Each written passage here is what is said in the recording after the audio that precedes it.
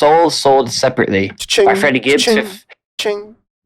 Freddie Gibbs, 15 songs, 46 minutes long. Freddie Gibbs, one of our, I'd say, favorite rap artists. He had Alfredo in 2020, which was a fantastic record that we reviewed. Bandana, even before that. Bandana, that's right. And that was an incredible record. Freddie Gibbs, just one of those artists that we love to listen to because we always think, is this going to be the album that's bad? Is this going to be it? Nope. And still. He's really the one where it's that SpongeBob meme, or one of the many SpongeBob memes from the SpongeBob movie where SpongeBob's just like yelling on the bleachers at Squidward, but the meme just goes, he just doesn't miss.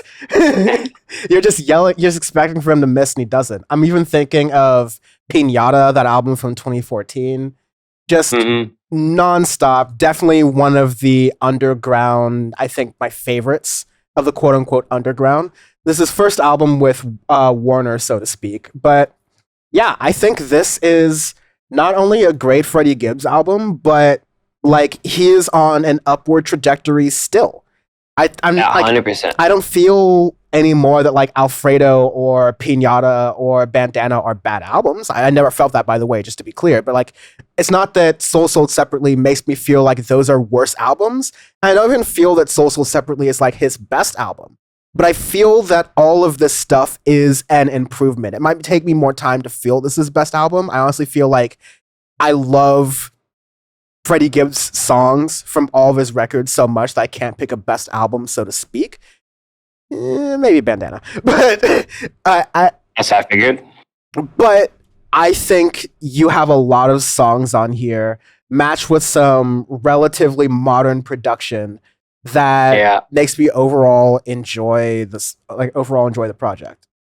I really enjoy this record a lot, especially because the thing with me and Freddie Gibbs is every album is, him trying to one-up himself in a way. It's him trying to up his production, up ideas, to get different artists on there, like different flows, different lyrics and everything. He's not making the same record every time. And, Soul Sold Separately is another testament to his experimentation, his, drive to make every record better. And this is one of my favorite Freddie Gibbs records. It's, I can't ever say it's my favorite record off of the, 3 days in, but it's one of those things that takes a long time to marinate. But the thing that I like about this is it's mixing old school with new school in the best way without being, without feeling cheap, without feeling, playing it down or whatnot, or relying too heavy on one sound. Uncle Ron. Example. Exactly. And example, I'll skip way ahead, but Gold Rings featuring Pusha T is like a perfect example of that. Like, it's playing on that border of almost being Uncle Rappy, but it's being modern enough, just enough to push it forward to sound good. So it's nice. It toys with that line, toys with old styles, old flows, but then mixing it with all like lo-fi modern hip hop beats and stuff. And I love that stuff where you get things that you won't necessarily hear, and the flows that you get with Freddie Gibbs and Pusha T on that track is just fantastic. And I love it when you get experimentation along lines like that, but still paying homage to, what influenced you at the beginning of your career, and then what still influences you now. And also just really fast, like on that song, since we're there, because I think that is like one of the crown jewels of the record. I'm not sure if there's a release or not, but I think Freddie Gibbs and Pusha T are contemporaries in this newer 100%. Underground, like really, really great space. Like at the top of their game, definitely going to get nearly enough recognition as they do. Like really helping to keep rap relevant, other than like the big arena fillers, like your Kendrick Lamar's, your J. Cole's. Drake is too popified for me at this point when we're talking about like true ass rap music. And that was a very pleasing, like on a Gorillaz Beck kind of collaboration level. Like that was a very pleasing song for me to hear. And like the beginning of the record is fantastic. That Couldn't Be Done featuring Kelly Price. Fantastic opening track. I loved it. It gets you straight into the record. And you're like, oh, nice. I'm going to get some old school beats. I'm going to get some new school beats. I'm going to get a lot of different flows. You hear Freddie Gibbs at his best. Love it. Blackest in the Room, Pain and Strife featuring Offset. I was like, oh shit, Offset's still alive? Yeah, I mean, like, Offset's making music. It's seeming like Migos is very much on the way of the dodo, but good. That not necessarily, because like they're still going to be making music singly as a group, so they don't die, they multiply. And the worst part here is that Offset seems to be doing this like bubble voice like effect thing when he's like rapping. It sounds so bad.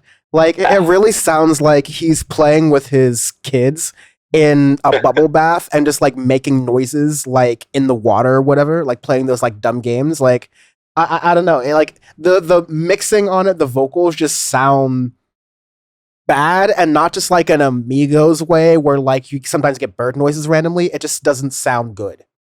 Yeah, that's the one song I don't like on here, and I wish it was cut out. I don't think it's cut out bad. Like, it's not like that distracting. It's just like Offset doesn't do it any favors. Thankfully, like, other than that vocal thing, I think Offset delivers like decent enough lyrics. Like, it's not terrible. And, Freddie Gibbs is good enough to where, like, yeah, he could even make an Offset like fumble feature be fine. Because again, it's still mostly a Freddie Gibbs track. Well, I'll give you like example, like 2 Songs Down. Like, this is what you could make with good trap. Is Too Much featuring Moneybagg Yo. Yeah. Like, that's a good track. Like, that just, the beat goes hard, the flow, everything. You just listen to it, like, yes, like this is the rap and trap I like. This is what I want to hear. Same with, I was very happy with Lobster Omelet, where you get Freddie Gibbs, Rick Ross in it, Rick Ross. With I'm the Boss, Rick Ross. With I'm the boss who doesn't pay his workers, Rick Ross. No, I'm in my 911 and I don't pay my workers, Rick Ross. Yeah. Yeah, but you get a lot of really, like, again, you get some of the best Freddie Gibbs lyrics in here. I like how there are a lot of fun outros with a bunch of different people. There's like this whole, I wouldn't call it a motif or a concept album, but it's definitely like a motif where like Soul Sold Separately is a hotel that's currently facing a natural disaster. Oh, how fitting for this week's Arbitrary Scale. But like there's the Joe Rogan outro that you get in Rabbit Vision, which is... It's Rabbit Vision, there you go. Yeah. He's trying to say like, oh, I just landed in Vegas, I have mushrooms, DMT, Kevlar with extra bullets, Kevlar underwear with extra bullets, which it implies a lot. And it makes sense for Joe Rogan. Oh shit, Joe Rogan. And no, but even before that, you have like some of the best Freddie Gibbs lyrics. Like, a lot of shit broke my heart but fixed my vision, for Rabbit Vision, with the whole like brand of him being a rabbit thing. I think it's hilarious. I think there's a lyric earlier in there that's like, one of the only rappers that's still selling cocaine. Hopefully he wrote those lyrics in California with that new Gavin Newsom law. Yeah, if you wrote that shit in Atlanta, watch out for the RICO, but and Rico was his name-o. But overall, like, this is, and of course, there's a lot of good features here. I think from Feel No Pain with Anderson .Paak is really nice. But even Grandma Stove with Music Soul Child, I was really thoughtfully done out. Just really good mixing there. And even the Offset thing is really interesting to put this third song. Maybe it's good they got that out of the way. But I think this is a really, really solid record. Yeah, me too. I think it's a fantastic record. I really like how it transitions in the middle of it to where it gets a little bit slower, and I like it. He just doesn't miss. He really doesn't. Yeah, and it's been great to have those consistent rappers. Like, he is definitely on my top 5 greatest like rappers I enjoy listening to, at least modern right now, currently alive. Maybe he might get bumped down to 6 or 7 if I start including dead rappers. Maybe top 10. But alive right now, still doing it, still active in the game, Freddie Gibbs is just one of the best, one of the most consistent, one of the most modern, and still willing to have fun with it. I think there's like some other comedians who are like ribbing him and these like voicemails, doing it in there. You have Freddie Gibbs doing his classic recording conversations in the mixing booth with people. And it seems like that's how you get the inception of the final track, CIA, Crack, Instagram, and AIDS. It's like saying about the things the CIA invented to bring black people down. But Yeah, I think Freddie Gibbs is funny. I think he's a really good rap character, and he continues to go nowhere but up. Whether he gets recognized or not, cool. I'm glad to keep him where he is. I don't think he has any chip on his shoulders proving that at all. No. Arbitrary scale. We do arbitrary scales every week because our review and rating scales suck. Is Jim Canatore in Florida? And there's some high impact water events. So let's dig into it. To me, this is Jim Cantori getting destroyed by a random palm tree branch, somehow surviving, getting up, walking back to the camera crew, and the camera crew says, "I think we're safe here." 1 minute later, the roof comes off on the building across the street from them. Like, dog, you are not good over there. Y'all need to move. You need a shelter. He just got hit in the face by a palm tree, and then shortly after that, you see a street sign fly past them, and I'm like, this is beautiful. I'm going to do I'm going to expand this outside of Florida water events. I'm just going to do this Jim Cantori weather events, because this has to be the Joplin tornado.